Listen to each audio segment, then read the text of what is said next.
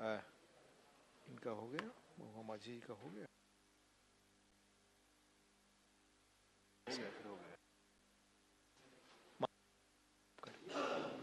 इसके बाद ही माननीय उपसभापति महोदय,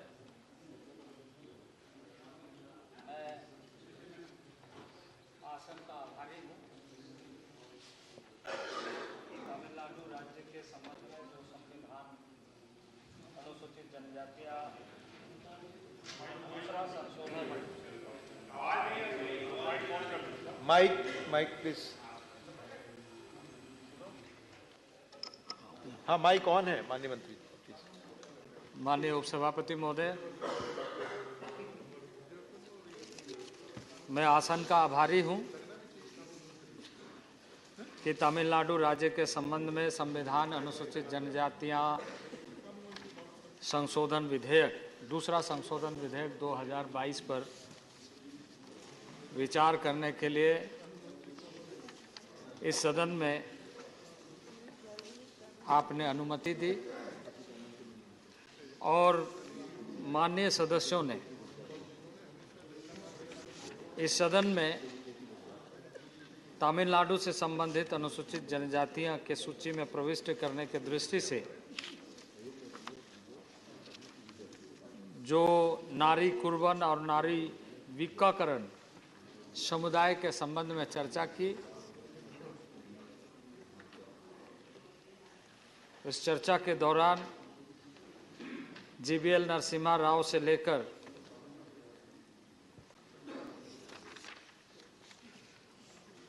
काफी माननीय सदस्यों ने,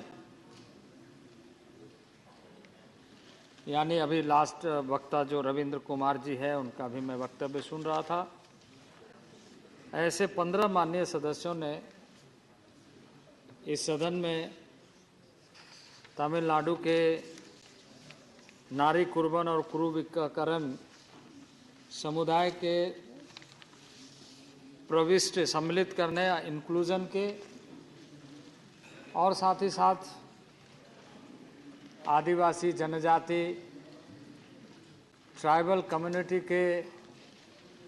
अन्य समस्याओं पर भी विचार किया,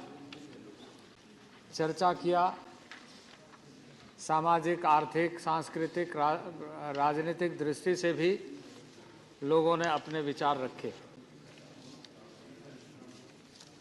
मैं सबसे पहले आज तमिलनाडु के उन लोगों को जिन्हें काफ़ी वर्षों से न्याय की अपेक्षा थी, जिस संबंध में आदरणीय प्रधानमंत्री नरेंद्र भाई मोदी के नेतृत्व में उन्हें न्याय मिले, इस सदन में चर्चा के लिए और चर्चा के उपरांत सदन के माध्यम से पारित करते हुए उन्हें अधिकारों से, संवैधानिक प्रावधानों से संरक्षित किया जाए। नारी कुर्बन, नारी कुरु विकरण, ये पर्यायवाची शब्द जो पिछले कई वर्षों से, यानी आज़ादी के बाद लगातार ये उत्पीड़ित रहे, अधिकारों से वंचित रहे और न्याय की गुहार करते रहे, इसकी आबादी बहुत कम है, जिसकी चर्चा माननीय सदस्यों ने किया। और समय समय पर इसके पहले भी, क्योंकि लगातार कई राज्यों के ऐसे विसंगतियों को, ऐसे जनजाति समस्याओं को लेकर माननीय प्रधानमंत्री के नेतृत्व में इस सदन में चर्चा हो, इसका प्रयत्न होता रहा। और पिछले सत्र में भी, इस सत्र में भी कई ऐसे विधेयक लाकर न्याय मिले, यह सुनिश्चित किया गया। ये समुदाय की आबादी बहुत कम है। हम सभी इस बात से अवगत है उपसभापति महोदय कि ट्राइबल जनजाति समुदाय कैरेक्टर बेस यानी चारित्रिक गुणों के आधार पर पहचान करते हुए सूचीबद्ध किया जाता रहा है, किया गया है। और उसमें कहा गया कि उनके डिस्टिंक्ट कल्चर, उसके जो जीवन पद्धति है, डिस्टिंक्ट कल्चर है, उसकी अपनी सांस्कृतिक विरासत है। उसके साथ साथ ही ये कहा गया है कि उसमें साइनेस यानी कहने में भी हिचकिचाना, कहना है फिर भी काफ़ी सोच विचार करके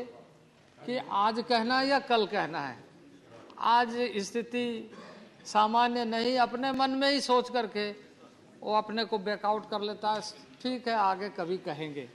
ऐसे सोच करके अपनी बातों को सहजता के साथ प्रस्तुत नहीं कर पाता है, उसे साइनस के रूप में कि सब कुछ आता है, वैसे उसका परिचय है। उसी तरीके से वो आइसोलेशन के साथ यानी सुदूरवर्ती क्षेत्रों में रहना पसंद करता है, पहाड़ों में, पहाड़ों से घिरा हुआ जंगलों के बीच के गांव में अपना हट बना करके, अपना कबीला के दृष्टि से सोच करके और वहीं आय उपार्जन का साधन प्राकृतिक दृष्टि से ढूंढते हुए अपने जीवन यापन के साथ शांति और अपनी संस्कृति के प्रति अगाध प्रेम रखते हुए प्रकृति के साथ जुड़ा हुआ रहता है। और जो जंगलों में वन्य आधारित जो भी उपलब्ध होता है उसके साथ कई ऐसे हैं, जैसे इसके बारे में कहा गया है कि ये जंगलों में रहते हैं, शिकार करते हैं, पेड़ फल मूल कंद के भरोसे, और कुछ अनाज इस तरह के जो मोटे अनाज, जिस अनाज को माननीय प्रधानमंत्री जी ने यूएन को लिख करके ये बताया कि इस वर्ष को मोटे अनाज के रूप में मिलेट ईयर के रूप में मनाना चाहिए, और यूएन ने उसकी स्वीकृति दी। यह वर्ष मिलेट वर्ष के रूप में मनाया जा रहा है। वह मिलेट का उत्पादन करने वाला इन जंगलों में रहने वाले लोग हैं। इन जंगलों में रहने वाले लोगों की जीवन पद्धति मोटे अनाज के साथ जुड़ी हुई है, तो यह उनका परिचय है, बैकवर्डनेस उनका परिचय है। और इस दृष्टि से जो साइनेस होने के कारण कई वर्ष लगे उनकी आवाज़ को समझने के लिए, और अंततः इस सदन में इस विचार के साथ लाया गया नरेंद्र भाई मोदी के नेतृत्व में कि उनकी आवाज़, उनकी गूंज हमें समझना चाहिए, बजाय कि हम बहुत सारी बातें कहें, बल्कि जिसकी आबादी कब है। आपने देखा होगा इन आंकड़ों में जो खासकर समुदाय की बात कही गई, उनकी आबादी 5000 है, लेकिन 131 करोड़ आबादी के देश में 5000 लोगों की आवाज़ भी यह सरकार सुन सकती है, ये इस बात का प्रतीक है। और इसलिए उपाध्यक्ष महोदय, हमें बेहद प्रसन्नता है कि काफ़ी माननीय सदस्यों ने इस बात पर समर्थन करते हुए कि इन्हें सूचीबद्ध किया जाए। इसके साथ साथ ही कई माननीय सदस्यों ने और भी अपने अपने राज्यों के बारे में कहा है। भारत सरकार, आदरणीय नरेंद्र भाई मोदी के नेतृत्व में चल रही सरकार संवेदनशील है, सहजता के साथ, सरलता के साथ रहने वाले लोगों को संवेदनशीलता के साथ कैसे देखा जाए, ये सरकार की प्राथमिकता है। और इसलिए इसके साथ ही आप देखेंगे कि इसके पहले उत्तर प्रदेश का हुआ, अभी इसके बाद कर्नाटका का, हिमाचल का, या और भी कई प्रदेशों का हम समस्या का समाधान कर रहे हैं। इसके अलावा भी जो पद्धति है, जो हमारे मोडालिटीज़ है, जिस प्रावधान के तहत, क्योंकि उसमें कहा गया है कि आपको ये डिस्टिंक्ट कल्चर को ध्यान में रखते हुए ही यह सुनिश्चित करना चाहिए कि उन सारे समुदायों को जो चारित्रिक गुणों के साथ परंपरागत ढंग से वर्षों से एक लोकतांत्रिक विश्वास के साथ इस देश में जी रहे हैं, उन्हें न्याय मिलना चाहिए। सभी पर हमारा राज्य सरकारों के साथ कि वो अच्छे ढंग से एंथ्रोपोलॉजी के साथ, एथनोग्राफिक रिपोर्ट के साथ इन सारे चीज़ों को प्रस्तुत करें, और प्रस्तुत करते हुए हम उसे आगे, क्योंकि आप जानते हैं इस देश में कुछ इस तरह की संस्थाएं हमारे लिए लोकतांत्रिक मूल्यों को बरकरार रखने के लिए कार्य करती है, जैसे चुनाव आयोग, एक स्वतंत्र इकाई के रूप में देश में लोकतांत्रिक आधार पर सरकार चुनी जाए, इसके लिए काम करती है। उसी तरीके से सेंसस कमीशन ऑफ इंडिया, वो इस देश में लगातार इस बात के लिए प्रयत्न करता है कि देश के आबादी और खासकर जो ट्राइबल्स हैं, जो शेड्यूल कास्ट हैं, उनकी सूची एक अच्छे ढंग से बने। तो इसलिए जो हमारी प्रविधि है, जो व्यवस्था है कि आरजीआई इन सारे चीज़ों में गहन अध्ययन करने के बाद अपना मंतव्य दे। इसके बाद national commission for schedule tribe इसको देखता है और देखने के बाद में वो अपना कमेंट्स के साथ